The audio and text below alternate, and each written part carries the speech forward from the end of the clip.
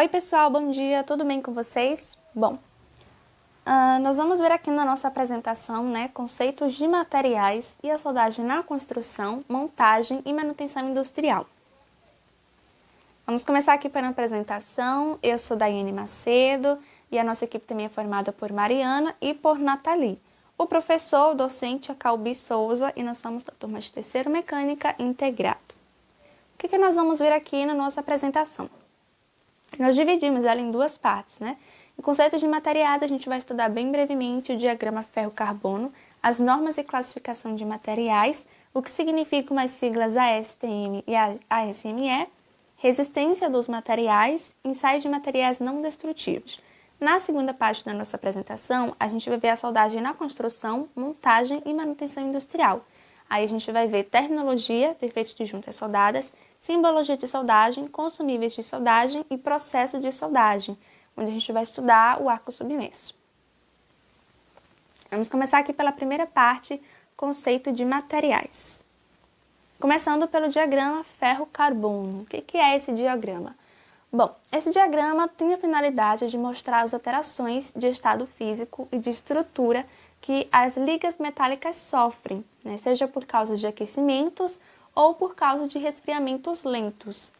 E é importante a gente estudar esse diagrama porque ele nos permite compreender por que as variações do teor de carbono nos aços resultam na obtenção de diferentes propriedades, e assim possibilitam a fabricação de aço de acordo com as propriedades desejadas. Esse diagrama ferro-carbono, ele também se chama diagrama de fases, ferro-carbono, então pode ser que vocês encontrem com esse nome também. Então, vamos aqui para normas e classificação dos materiais. Então, classificar materiais significa agrupá-los, segundo a sua forma, dimensão, peso, tipos, usos, para o material não ser confundido com outros e também para não gerar confusão.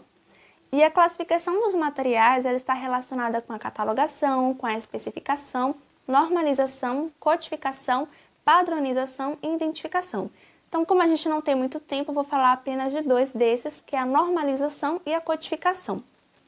Normalizar significa determinar a forma de utilização de um material em suas diversas aplicações. Então, a entidade oficial de normalização aqui no Brasil é a ABNT, a Associação Brasileira de Normas Técnicas, e ela possibilita o melhor entendimento entre um consumidor e o fornecedor quanto ao tipo de material a ser requisitado.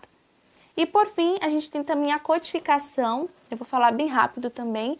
Como o próprio nome já diz, codificação são códigos, conjunto de números ou letras, para facilitar a identificação de um material. Existem vários tipos de codificação. Pode ser um código sequencial, numérico, alfanumérico, tem vários. Aqui eu trouxe um modelo de um código alfanumérico, que é de letras e números. Então, nesse código que a gente está vendo, por exemplo, ele dividiu em classe, grupo e o código identificador. Então, isso aqui seria um código alfanumérico, tá? Bom, agora vamos entender o que significa as siglas ASTM e ASME. A ASTM significa Sociedade Americana para Testes e Materiais. E esse é um órgão que tem como responsabilidade o desenvolvimento e a publicação de normas técnicas aplicadas para diversos produtos, materiais, serviços e sistemas. O outro órgão que a gente trouxe aqui foi o ASME, que é a Sociedade Americana de Engenheiros Mecânicos. Ela foi fundada em 1888 e aqui, essa ASME é também um órgão de normas técnicas, normas e regulamentos técnicos, assim como a ASTM que a gente viu agora. E aqui nós trouxemos a imagem desses dois órgãos, para a gente conhecer melhor. Bom, finalizando essa parte, vamos para a resistência dos materiais. Bom, antes da gente conhecer os exemplos de resistência dos materiais, vamos entender um pouco sobre essas resistências. Então, uma força, ela pode ser aplicada em um corpo de diferentes maneiras, originando diversos tipos de solicitações, ou seja, alterações no estado do material. Bom, e aí a gente vai ver aqui a tração, compressão e cisalhamento, mas tem outros exemplos também, mas devido ao tempo a gente só vai ver esses três. Atração. A tração é uma solicitação que tende a alongar a peça no sentido da reta de ação da força.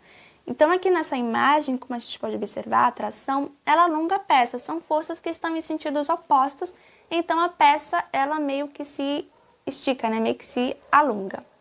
O segundo que eu trouxe foi a compressão. A compressão é uma solicitação que tende a encurtar a peça no sentido da reta da força aplicada.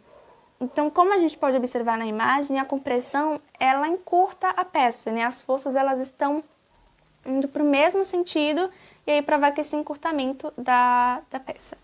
O outro exemplo que eu trouxe aqui foi o do cisalhamento, que é uma solicitação que tende a deslocar paralelamente em sentido oposto duas seções de uma peça. Então, é como se fosse uma força cortante.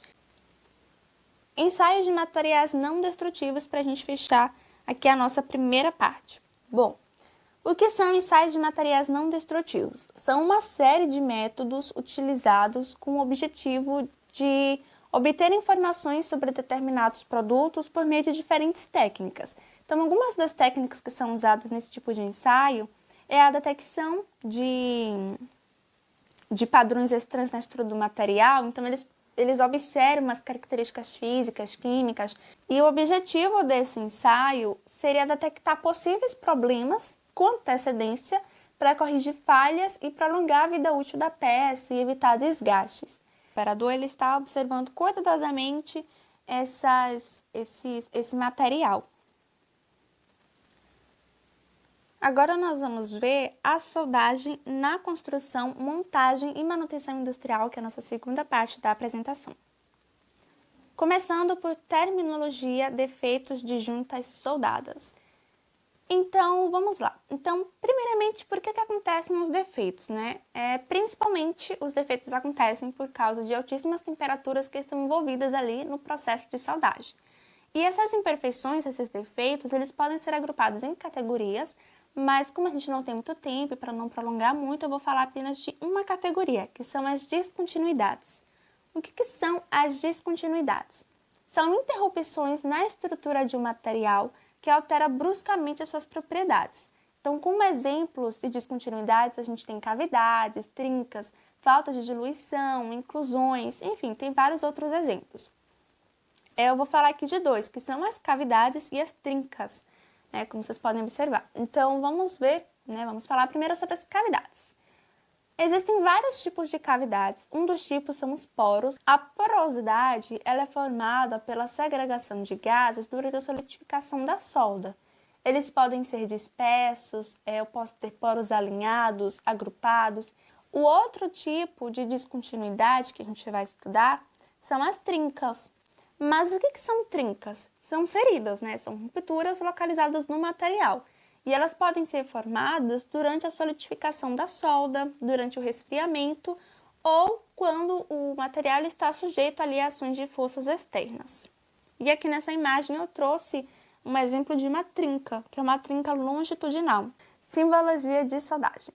Então, como o próprio nome já diz, né, simbologia são símbolos, né, são representações gráficas, desenhos, e representam orientações para o processo de soldagem. Então, esses símbolos indicam a geometria das juntas, as dimensões, os ângulos dos chanfros, a abertura da raiz, enfim, eles fornecem várias informações. E essas fotos de simbologia, no caso dos chanfros, a gente pode observar o chanfro reto, em V, em U, e a representação gráfica deles. E aqui embaixo eu também trouxe a representação do ângulo, do pino, do revestimento, da aresta.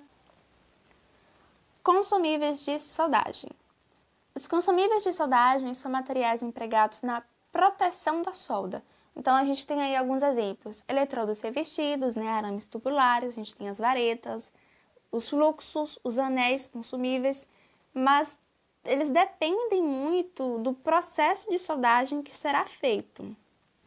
Também depende da habilidade do soldador, né, do metal de base, da espessura da peça, o tipo de fonte de energia. Então, tem vários outros fatores aí relacionados sobre qual tipo de consumível usar. E para finalizar o nosso seminário, nós vamos aqui falar do nosso último tema, que são processos de soldagem. E o que a gente escolheu foi arco submerso. Bom, então nesse tipo de soldagem, o que protege a poça de fusão contra elementos atmosféricos é um pó chamado de fluxo de soldagem. Então o fluxo de soldagem, ele forma uma camada que fica por cima do arco elétrico. E ele também forma uma escória, que influencia as características do cordão de solda. Então existem duas classificações desse fluxo de soldagem, né? A gente pode ter um fluxo ativo ou um fluxo neutro. Os fluxos ativos, eles alteram a composição química do cordão de solda, mas os fluxos neutros, eles não possuem essa capacidade.